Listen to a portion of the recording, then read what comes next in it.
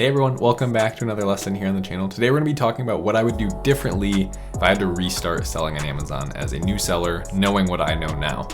Today's going to be a great video. We're going to be covering what I wish I had focused on more in the beginning.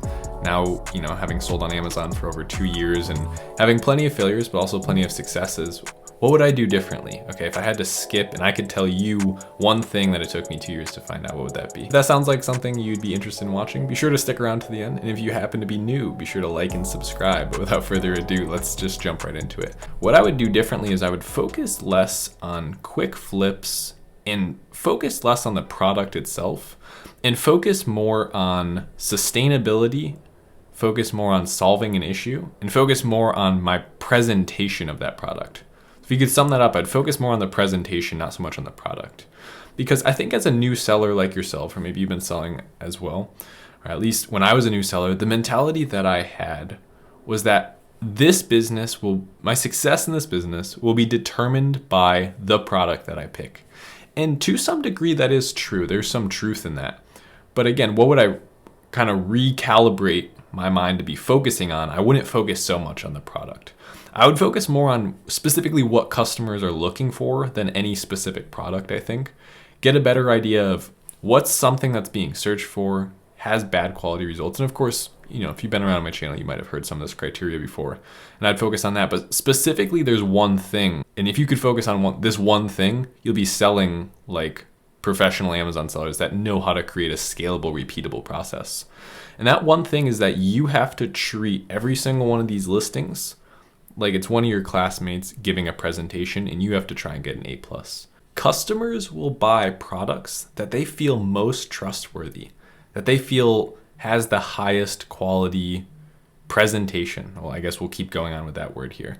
So what I would focus on specifically, here's a great example. I didn't do this for probably my first 8 products or something. Spend the extra time and spend the extra money and go create custom packaging. Okay, this speaks volumes. When the customer gets your product, they know instantly what it is. And this is their first impression of their first product they've ever ordered from your company. That's going to make a huge difference than just getting a craft box with an Amazon label on it and probably not even a logo. At least I know how my first product was. I was focused on the bare minimum, thinking that if I could find just that perfect product, that criteria that just lines up perfectly, it's 7 out of 12 this, and all those things that actually don't have much to do with your success selling on Amazon. And I thought if I could just line that up, I could just execute as quick as possible, rush it to market, put up pictures that the customer knows what it is, and just because they know what it is, they'll go crazy buying this thing. That's not really how it works. The way it works is you need to make your customer feel comfortable. You need to defuse any objections they have to you. Digitally, you have to persuade them to buy your product. Who's more likely to do that, okay? The seller who has the great product but a bad listing, or maybe even the seller who the product isn't great, but they have mastered their branding. 9 times out of 10, the professionally branded company will win. And it's not till after that the customers receive it that they would know the difference. So what if we could combine both of those? What if not only can we get the customer add our product to cart, purchase our product over our competitors, but what if when they got it, they were also satisfied? Well, that's how you get listings that have 1,000 5-star reviews and make $50,000 to $100,000 per month.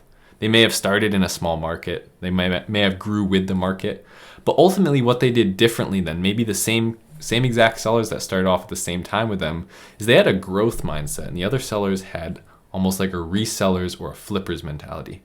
The reason I wanted to make this video is because I've been getting so many questions about this very topic. Hey, should I even worry about branding? Should I even get a custom package?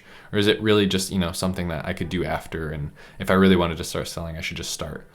Well, yeah, I'm all behind the just start attitude and the just do it attitude. The one thing I just can't wrap my mind around is I used to think this way as well. And I used to think this exact thing. I just want to get my feet wet. That phrase drives me crazy now, because what that means to me is you don't care about all the most important steps. You're okay with, just selling something and getting familiar with the process. You'll get just as familiar with the process if you do all these things right. And that's building a business on a foundation that's not going to crack when you start putting pressure on it. Okay, start doing the things that professional brands do from day one. And that is my advice to you for this video. It's one of those things where as soon as I tell you it, it's just a shift of perspective, and I hope you take my advice on this one. I hope you go the extra mile. This right here, by the way, this is my product packaging. This is $80. I got this on Fiverr. I launched a new product 2.5 weeks ago. Let's go find it. It's right here. I did the photography myself and the copywriting myself. I haven't even, it came in faster than I thought and I rushed it. I'm already selling 20 units a day. I'm already profitable. I'm launching with PPC, and that's the only way I'm launching. And I knew that it was gonna sell well from the very beginning, because what I focused on was how do I make my product just a little bit better than everyone else's. And I didn't have to change anything. I didn't have to remanufacture a part or spend money on a mold. I simply looked at the data and triangulated objective data points to make a decision based on how the market is currently reacting, okay? So I don't like to make these intuitive judgment calls about how I'm going to sell my product. I want Amazon and Amazon's customers to tell me what they want, and I'm gonna provide it. I'm gonna provide it better than anyone else. And I recommend that's what you do. If I could go back 2 years, which I can't, but what I would do, right, topic of today's video, set the standard of the highest quality of the market. If your standard is always, can I be the best seller in the market? You're gonna go far and you'll have no trouble selling on Amazon. The criteria will line up. I have plenty of videos about the criteria. You'll find the product eventually, but don't try and focus so much on making your product great. Make your delivery great. Make your pitch for that product digitally on a listing. Make that phenomenal. Okay, that's what I would do differently, because it took me a long time to realize this. I was always the guy that said, how can I make the most amount of money the quickest, even if it's not sustainable and it's not on a good foundation? That's like the reseller's mentality. You have to shift out of that arbitrage mentality with private label and go, how do I make the customer absolutely think it's a no-brainer to go with my listing? So I have a competitive price, I have a great product. That you're just gonna work out with your supplier, okay? Negotiate down to a cost you can do and work on a bundle or a aesthetic design trend that you can actually do affordably and stay in the price range. That's one thing that I would probably focus on too. Make sure that you're profitable in the price range that people are currently selling, because they're just proving that they can sell in that price range. So if you can fit somewhere in there and still be profitable, that's a really good piece of criteria I'd like to throw in there. And if you can raise your price later and get it up higher and be that premium option, which you will if you do everything correctly, then that's just icing on the cake. But we want to start from a point that's profitable. So I think that's going to do it for today's video. There's lots of little seasonings dusted all over this video of tips that I've been thinking about all day and wanted to tell you guys. So hopefully you're having a great week, and I hope you enjoyed the video. Be sure to like if you liked and dislike if you didn't. And I'll be seeing you here tomorrow for another video on the channel. Thanks so much. Later.